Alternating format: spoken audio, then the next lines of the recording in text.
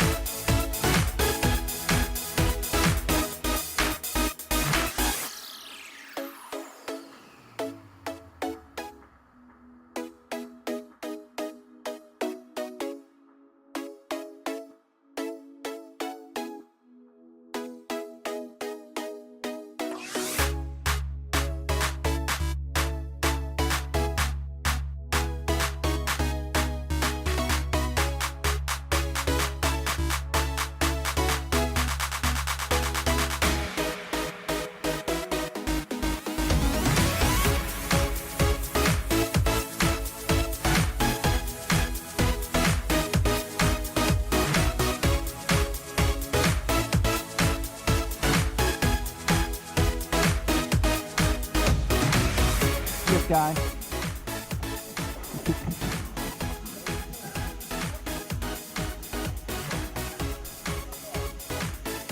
Okay, you guys ready to go? Yeah. Whoa!